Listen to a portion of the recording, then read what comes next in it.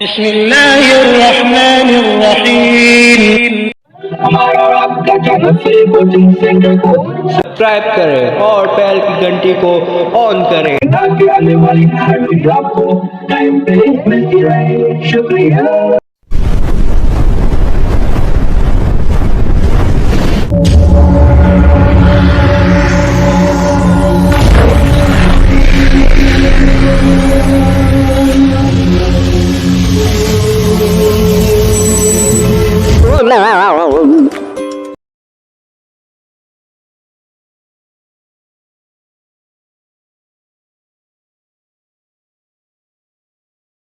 अस्सलाम वालेकुम दोस्तों, एक दफ़ा फिर हम अपने तालीमी चैनल के साथ हाजिर हैं। तालीम तो सबके लिए है।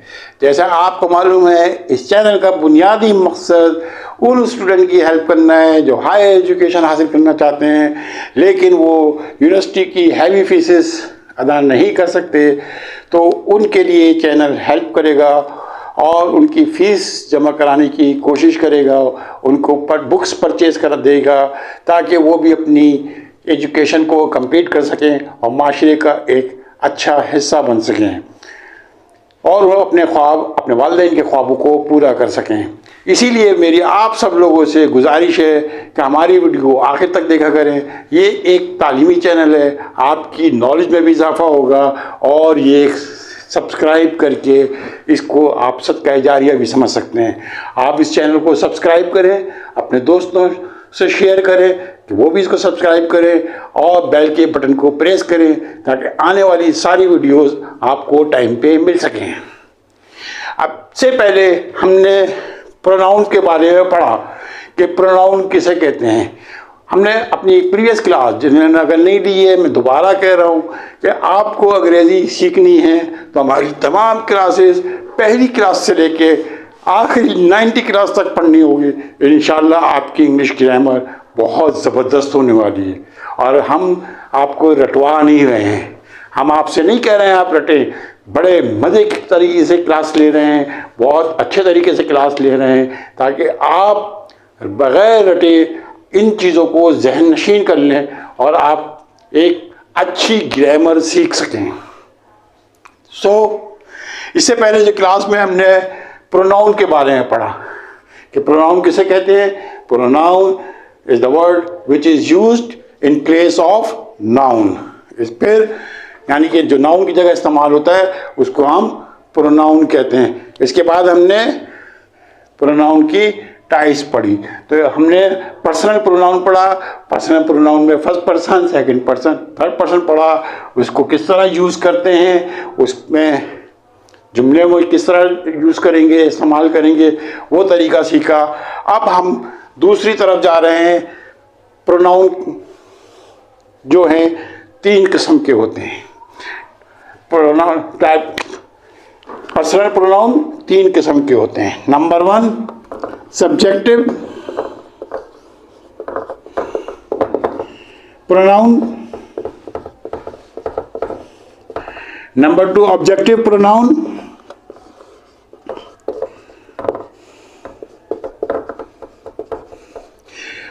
हमने इस पहली क्लास में प्रोनाउन, पर्सनल प्रोनाउन को पढ़ा कि पर्सनल प्रोनाउन क्या होते हैं। ही, शी, इट, यू, दे।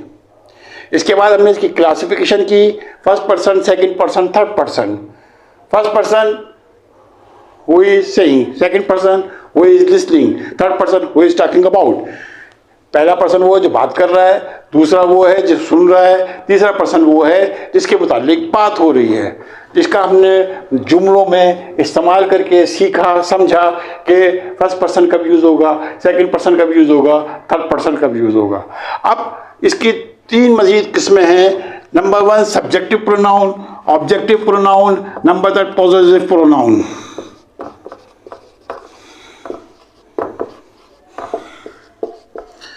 रटना बिल्कुल नहीं है, रटेंगे तो कभी भी अंग्रेज़ी नहीं आएगी आपको। समझ के करें, मज़े ले लेके पढ़ें, इंजॉय करके पढ़ें, आप यकीनन बहुत अच्छी तरीके से लर्न करेंगे। नाम से सीखें सब्जेक्टिव प्रोनाउन। सब्जेक्टिव प्रोनाउन वो प्रोनाउन जो कि सब्जेक्ट की जगह इस्तेमाल होंगे। हमें मालूम है कि कोई भी इंग्लिश का सेंटेंस का फॉर्मूला क्या है, subject plus verb plus object, subject plus verb plus object. तो जो सब्जेक्ट की जगह यूज होंगे, यहां पे सब्जेक्ट की जगह यूज करेंगे ही, शी, इट, यू, दे। ये सारे सब्जेक्टिव प्रोनाउंस कहलाएंगे, ये सब सब्जेक्टिव प्रोनाउन कहलाएंगे। जो नाउन प्रोनाउंस सब्जेक्ट की जगह यूज होते हैं, उन सब्जेक्ट प्रोनाउंस को सब्जेक्टिव प्रोनाउंस कहते हैं। ऑब्जेक्टिव प्रोनाउन नाम से जाहिर है, रटने की क्या जरूरत है फिर इसको में, है भाई। ऑब्जेक्टिव प्रोनाउन, जो प्रोनाउन ऑब्जेक्ट की जगह यूज होंगे, मी, अस, यू, देम। जो ऑब्जेक्ट की जगह यूज होंगे प्रोनाउन, उनको हम ऑब्जेक्टिव प्रोनाउन कहते हैं। पॉजेसिव प्रोनाउन, पॉजेसिव जो रिलेशनशिप पॉजेसिव हो, जो पॉजेसिव हो उस प्रोनाउन को पॉजेसिव कहते हैं। पॉजेसिव मसलन माई सेल्फ, योर्स, ये मिल्कियत को जाहिर करते हैं। किसको जाहिर करते हैं? मिल्कियत, पॉजेसिव, पोजीशन को जाहिर करते हैं। पोजीशन को योर्स, देयर, आवर्स, माई, ये पॉजिटिव प्रोनाउन है। पॉजिटिव जैसे नाम से जाहिर है, पोजीशन ये मिल्कियत को जाहिर करते हैं। जो इन प्रोनाउन को, जो मिल्कियत को जाहिर करते हैं, पॉजिटिव प्रोनाउन कहते हैं। आइए अब इनका हम एग्जाम्पल के जरिए समझने की कोशिश करते हैं। सब्जेक्टिव प्रोनाउन तो बहुत ही आसान है, इसको हमने बहुत ज़्यादा समझ लिया, पढ़ लिया। ऑब्जेक्टिव प्रोनाउन और पॉजिटिव प्रोनाउन।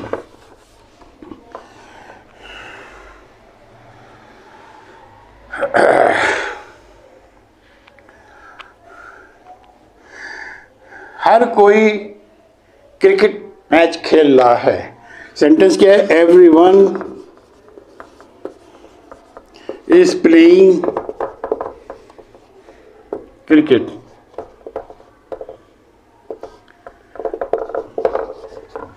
ठीक है,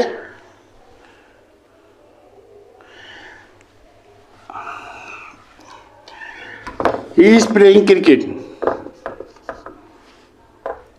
ही इज प्लेइंग क्रिकेट, ये सब्जेक्ट है, ये सब्जेक्टिव प्रोनाउन यूज हो गया। अब हमें इसमें ऑब्जेक्टिव प्रोनाउन अगर यूज करना हो तो कैसे करेंगे? ही इज ऑब्जेक्टिव प्रोनाउन, जो पॉजिटिव प्रोनाउन यूज कर लेते हैं पहले। Positive pronoun, he is playing cricket in his playground. His playground, his क्या हुआ? पॉजिटिव, यानी कि उसकी मिल्कियत बता रहा है, उसकी मिल्कियत बता रहा है कि ये उसकी मिल्कियत है, ये वो क्या है? उसका प्लेग्राउंड है। ही, हिज मिल्कियत को बता रहा है, प्लेग्राउंड की मिल्कियत उसकी है, ये उस अपने क्रिकेट ग्राउंड पे क्रिकेट खेल रहे हैं, वो अपने ग्राउंड पे क्रिकेट खेल रहे हैं। तो ही सब्जेक्टिव प्रोनाउन हो गया, हिज पॉजिटिव प्रोनाउन हो गया, जो कि वो प्लेग्राउंड की मिल्कियत को बता रहा है, उसकी पॉजिटिव को बता रहा है, पोजीशन को बता रहा है, पोजीशन को बता रहा है कि ये उसका ग्राउंड है, अपने ग्राउंड पे खेल रहा है। तो ये सब्जेक्टिव, ये पॉजिटिव प्रोनाउन हो गया। और एग्जाम्पल देखते हैं।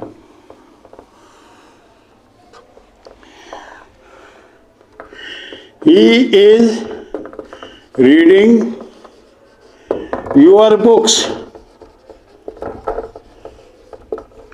ही सब्जेक्ट हो गया, सब्जेक्टिव प्रोनाउन, योर बुक्स, उसकी किताबें। ये पॉजिटिव हो गया कि उसकी मिल्कियत को बता रहा है कि तुम्हारी किताबें पढ़ रहा है।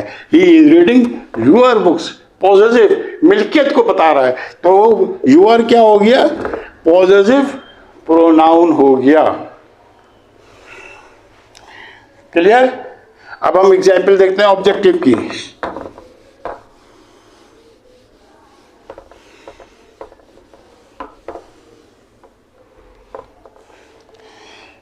He is calling यू, वो तुम्हें बुला रहा है। ये क्या यूज हुआ? यू ऑब्जेक्ट की जगह यूज हुआ है। ये यू कहाँ यूज हुआ है? ऑब्जेक्ट की जगह यूज हुआ है, तो ये ऑब्जेक्टिव प्रोनाउन हुआ। He subjective pronoun, you objective pronoun, क्योंकि यू जो है ऑब्जेक्ट की जगह यूज हो रहा है। ही इज कॉलिंग यू, वो आपको बुला रहा है। तो वो जो हुआ, यू जो हुआ, ऑब्जेक्टिव प्रोनाउन हुआ। और एग्जाम्पल देखते हैं।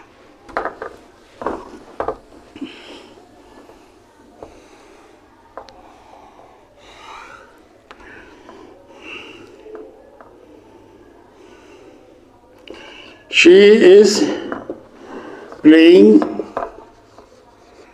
with me. She is playing with me. वो मेरे साथ खेल रही है। She subjective pronoun. She subjective pronoun. Me objective pronoun. Me objective pronoun. तो ये क्लियर हो गया हमारे subjective pronoun, those pronoun which are used in the place of the subject, and objective pronoun are those pronoun which are used at the place of the object, and possessive pronoun shows the possessive मिल्कियत जो को जाहिर करते हैं, उनको हम possessive pronouns कहते हैं। ठीक है, आज इसकी प्रैक्टिस कीजिएगा, हम भी आपको इसकी प्रैक्टिस कराएंगे। और अगर इस सिलसिले में आपको कोई सवाल है तो आप हमसे पूछ सकते हैं, रिमार्क्स में ऑब्जर्वेशन दे सकते हैं और हमें बता सकते हैं। अब पर्सनल प्रोनाउन के बाद दूसरी किस्म है indefinite pronoun.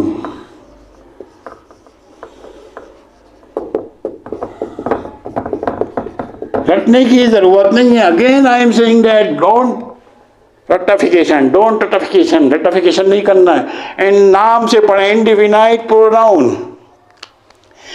Indefinite pronoun means जी जिसमें बहुत सारे लोग हों, जिनको काउंट नहीं किया जा सकता हो, वो प्रोनाउन अगर हम यूज करेंगे, जिनको हम काउंट नहीं कर सकते, वो प्रोनाउन इंडेफिनाइट प्रोनाउन कहलाते हैं। Indefinite pronoun those pronoun which are countless. Okay, indefinite pronoun means those pronouns which are countless, which can not be counted. ये वो प्रोनाउंस जो कि काउंट ना हो सके, इंडेफिनाइट, नाम से जाहिर है, उनको इंडेफिनाइट प्रोनाउन कहते हैं। सपोज नाउ सम एवरीबडी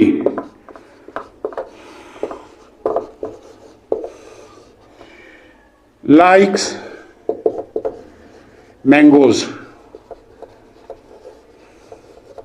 हर कोई आम पसंद करता है, हर कोई। यू कांट काउंट कर सकते हैं आप? Of course not. तो आप इसको काउंट नहीं कर सकते।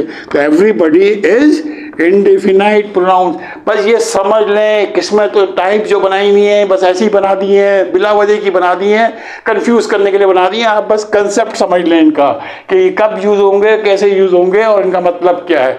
वर्ड्स के समझें। इंडेफिनाइट प्रोनाउन जो कि काउंट ना किया जा सके, जैसे कि everybody likes mango, we can't count everybody. Everybody means everybody, हर कोई, इसको हम काउंट नहीं कर सकते। इसी तरह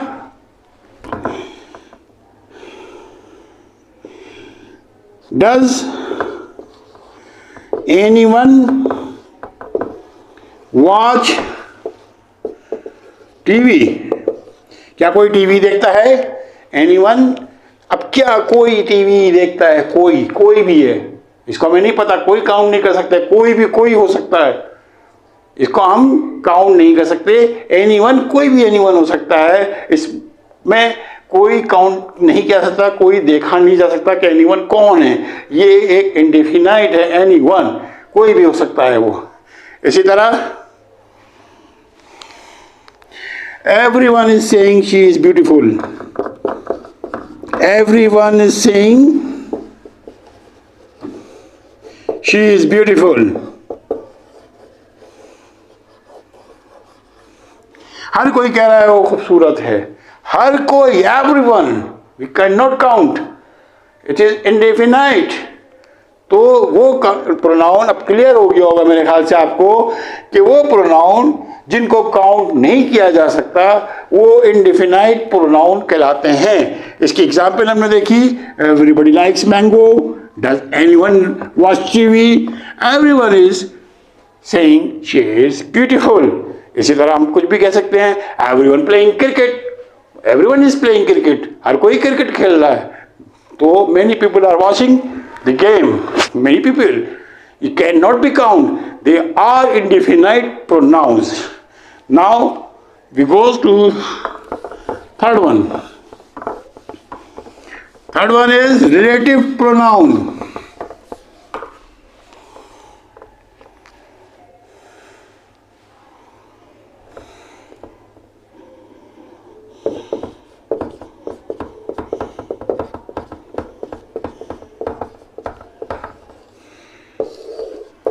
रिलेटिव प्रोनाउन, नाम से जाहिर करें, देखिए रटे नहीं, नाम से देखें। रिलेटिव प्रोनाउन नंबर 3 क्या है? Relative pronoun. रिलेटिव प्रोनाउन किसे कहते हैं? ये जो जुमलों को जोड़ दे, जो जुमलों को जोड़ दे, ज्वाइन कर दे, रिलेटिव, वो उस पहले वाले जुमले से दूसरे वाले जुमले में कोई रिलेशनशिप बना दे। Relative pronoun means those pronouns which make the relationship between two sentences, दो जुमलों के दरमियान एक रिलेशनशिप बनाने को जो भी प्रोनाउन यूज होगा उसे हम रिलेटिव प्रोनाउन कहेंगे। यानी कि वो रिश्ता कायम करेगा, दो जुमलों में रिश्ता कायम करेगा, रिलेशनशिप बनाएगा। नाम से याद करें, ठीक है? रिलेटिव प्रोनाउन यानी कि वो एक दो जुमलों के दरमियान अपनी रिलेशनशिप को कायम करेगा, उनके दरमियान रिश्ता जोड़ेगा, उसको हम रिलेटिव प्रोनाउन कहते हैं। मसलन, this is the cyclist, he is the cyclist,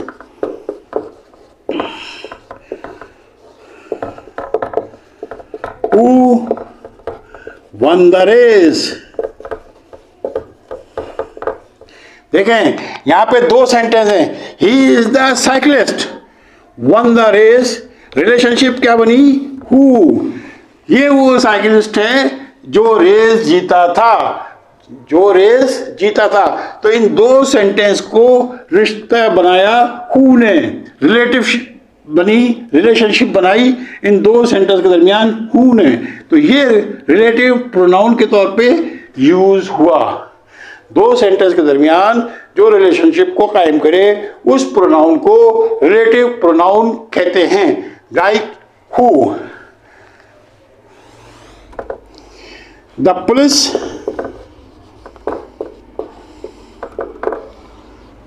needed that could help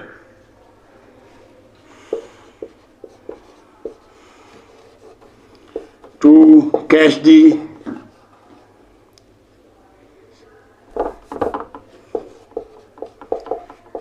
thief. The police needed that could help to catch the thief. Police को चाहिए मदद चोर को पकड़ने के लिए। ये दो सेंटेंस हैं, इन दो सेंटेंस को ज्वाइन किया डैट ने, दो सेंटेंस को ज्वाइन किया डैट ने। तो डैट ने इन दो के दरमियान रिश्तेदारी रिलेशनशिप कायम किया। तो यहाँ पे डैट जो है रिलेटिव प्रोनाउन के तौर पर यूज हुआ। इसी तरह एक और एग्जाम्पल देखते हैं।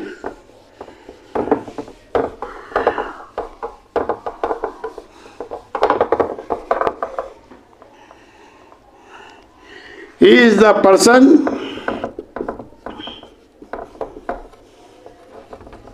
who met me yesterday.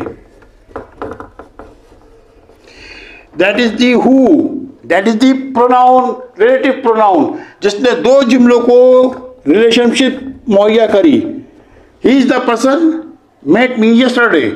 who को जोड़ा तो एक रिलेशनशिप, दोनों सेंटेंस के दरमियान एक रिलेशनशिप कायम हो गई, जिसका मतलब हुआ ये वो शख्स है जिससे मैं कल मिला था। He is the person who met me yesterday. तो who is here used as a relative pronoun.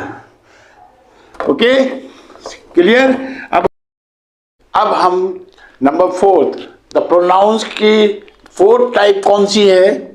The 4th type is of pronoun is intensive pronoun. Intensive pronouns, that is the 4th type of the pronoun. What does it mean? Intensive pronoun means shows emphasize. Intensive pronoun जैसा कि नाम से जाहिर है, intensive, emphasise, emphasise, emphasise. बिल्कुल, मैं आपसे बार बार अर्ज कर रहा हूँ, रटना नहीं है, सोच समझ के पढ़ना है, समझ के करना है. बड़ी इंटरेस्टिंग चीज़ें हैं ये. आप अगर इंटरेस्ट से पढ़ेंगे तो आपको बिल्कुल याद रहेगा.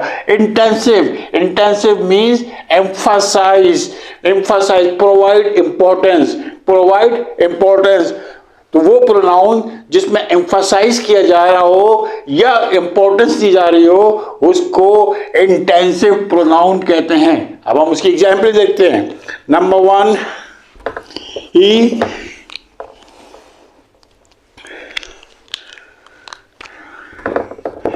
he himself is responsible for loss. He himself is responsible for loss. वो खुद इस नुकसान का जिम्मेदार है. Himself, that is the emphasize, that is the important. तो किसको ये that is the this pronoun will be called intensive pronoun क्योंकि ये emphasize कर रहा है. He emphasize, he himself, मैं खुद इस नुकसान का जिम्मेदार हूँ, वो खुद इस नुकसान का जिम्मेदार है. एक और एग्जाम्पल देखते हैं. She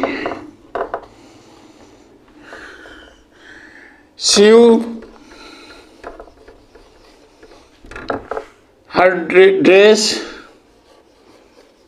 herself.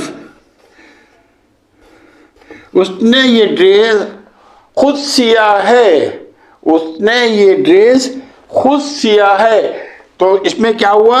herself, intensive pronoun which one is herself. इस पे इंपॉर्टेंस है, इस पे एम्फसाइज किया गया है कि उसने ये काम खुद किया है. आई क्लीन गार्डन myself, मैंने गार्डन खुद साफ किया है, मैंने गार्डन खुद साफ किया है. तो एम्फसाइज किस पे है? Myself. That is the intensive pronoun. तो इंटेंसिव प्रोनाउन क्या हुआ? बिल्कुल आराम से याद करें, समझ लें. इंटेंसिव प्रोनाउन वो pronoun which shows the emphasize, which shows the importance, just like that himself, herself, itself.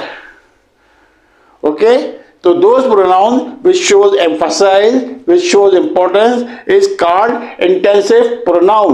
तो उन pronouns को जो कि emphasize कर रहे हो, importance show कर रहे हो, उसको हम emphasize, उसको हम intensive pronoun कहते हैं. नाम से आपको याद करना है, नाम से समझना है, आपको रट्टा नहीं लगाना है, आपको बड़ा मजा आएगा इस तरह.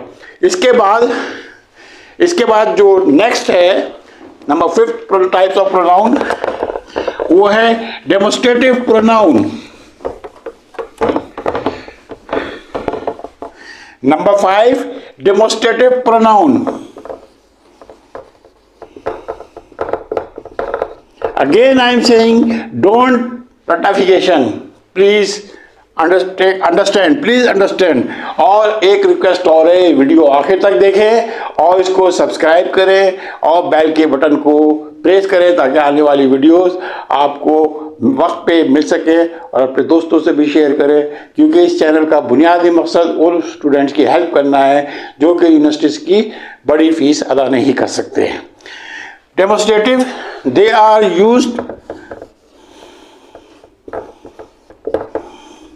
for distance or near.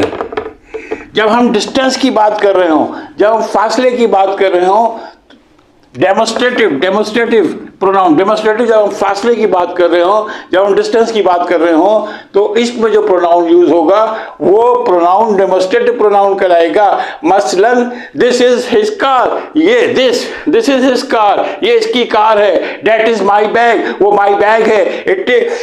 This is his car, ये उसकी कार है। दैट इज माई बुक, वो उसकी किताब है। दीज आर द बॉयज, वो लड़के हैं। दोज आर माई कार्स, वो मेरी गाड़ियां हैं। दोज आर माई कार्स, वो मेरी गाड़ियां हैं। तो दीज, दिस, दैट, दोज, ये सब किस चीज को जाहिर कर रहे हैं? डिस्टेंस को जाहिर कर रहे हैं। तो ये प्रोनाउंस डेमोस्ट्रेटिव प्रोनाउन कहलाएंगे। This is pen, this is pen. That is my pen, वो मेरा पेन है। दिस इज यूर पेन, ये तुम्हारा पेन है। तो ये डिस्टेंस को जाहिर कर रहा है। अंडरस्टैंड, समझें? जो डिस्टेंस को जाहिर करेगा वो प्रोनाउन डेमोस्ट्रेटिव प्रोनाउन कहलाएगा। Just like that, this is my bag, ये मेरा बैग है।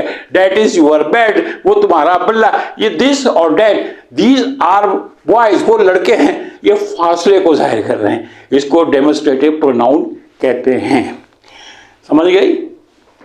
अब हम इसके बाद next pronoun number 6 is interrogative pronoun. मैं बार बार आपसे रिक्वेस्ट कर रहा हूं कि आप रट्टा नहीं लगाएं, नोट करें और लेक्चर्स को बार बार देखें, रिपीट करें, बार बार देखें, डाउनलोड कर लें, इसको सेव कर लें और इसको बार बार देखें, और आपको ज़बानी देख आपको समझ में आ जाएगा और आपके जहन में पक्का बैठ जाएगा। रटने की ज़रूरत नहीं है। इंट्रोगेटिव प्रोनाउन वो कौन से प्रोनाउन होते हैं? जो कि सवालिया निशान बना रहे, सवालिया क्वेश्चन बना रहे हो, सवालिया सेंटेंस। इंट्रोगेटिव सेंटेंस, सवालिया। वो प्रोनाउन जो कि सेंटेंस को सवालिया बना रहे हो उसको इंट्रोगेटिव प्रोनाउन कहते हैं। वो प्रोनाउन जो कि सेंटेंस को क्वेश्चन में तब्दील कर रहे हो, सवालिया सब बना रहे हो, उसको इंट्रोगेटिव प्रोनाउन कहते हैं। मसलन व्हाट इज दिस, ये क्या है? What is interrogative pronoun? What is interrogative pronoun? Which city do you like? कौन सा शहर आप पसंद करते हैं? Which is interrogative pronoun. Who is watching TV? Who is watching TV? Who, it is the interrogative pronoun. तो वो pronoun जो कि सेंटेंस को सवालिया निशान बना रहे हो, सवालिया में कन्वर्ट कर रहे हो, उसको हम इंट्रोगेटिव प्रोनाउन कहते हैं। जैसे व्हाट इज दिस, ये क्या है? Which city do you like? Who is watching TV? Which colour you have? Okay, where are you going? What you are thinking? What are you are taking? Do you love this? तो ये सब जो sentence हैं जो कि sentence को interrogative में convert कर रहे हो उसको इंट्रोगेटिव प्रोनाउन कहते हैं। Next type of pronoun is reflexive pronoun.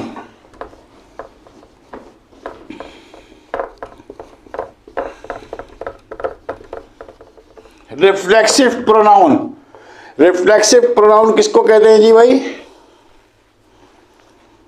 Reflexive pronoun उसको कहते हैं जिसमें सब्जेक्ट और ऑब्जेक्ट सेम हो। Reflexive pronoun are called those pronoun where the subject and object are same. हमारा सेंटेंस का फार्मूला क्या है? Subject plus verb plus object. अगर ऑब्जेक्ट और सब्जेक्ट आर सेम तो ये प्रोनाउन रिफ्लेक्सिव प्रोनाउन कहलाएंगे, यानी कि एक दूसरे को रिफ्लेक्ट कर रहे हैं। तो सब्जेक्ट और ऑब्जेक्ट अगर सेम होंगे तो वो प्रोनाउन रिफ्लेक्सिव प्रोनाउन कहलाएंगे। I ask to my self, calm down.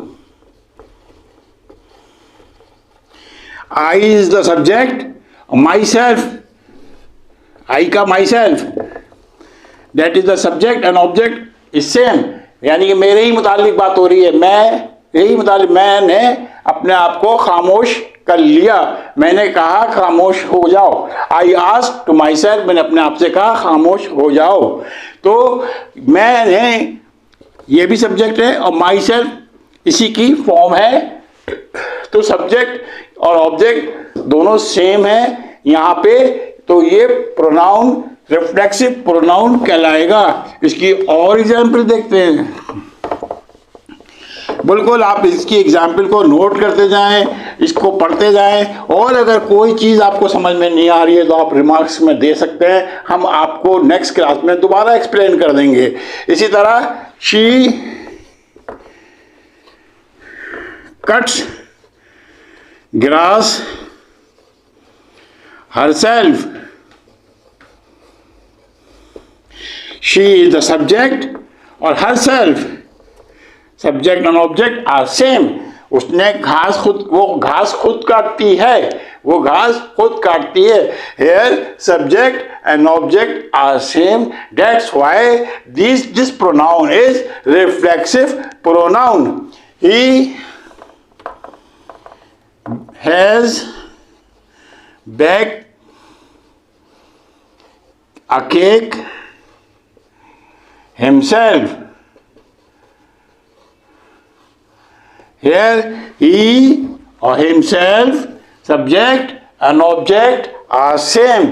वो, उसने ये केक खुद बनाया है, उसने ये केक खुद बनाया है।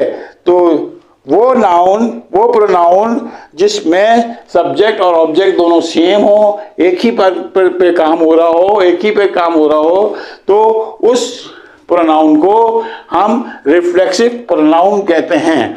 तो ये सारी टाइप्स थी प्रोनाउन की जो हमने आज की क्लास में पढ़ी। हमसे आपसे गुजारिश है कि आप इसको बार बार देखें। और प्रोनाउन और नाउन ये दो बहुत इम्पोर्टेंट पार्ट्स हैं बॉडी ऑफ स्पीच के, लिहाजा इसको तवज्जो से हमारी वीडियो अपलोड कर लें, तवज्जो से देखें और पढ़ें और प्रैक्टिस करें। इंशाल्लाह यू विल लर्न लॉट। इसके आखिर में मैं फिर आपसे गुजारिश करूंगा कि हमारे चैनल को सब्सक्राइब करें और अपने दोस्तों में शेयर करें, ताकि ये एक चैनल मकबूल तरीन चैनल बन जाए। और क्योंकि ये उन स्टूडेंट्स की मदद के लिए है जो हाई एजुकेशन हासिल करना चाहते हैं लेकिन फीस अदा नहीं कर सकते। Thank you very much.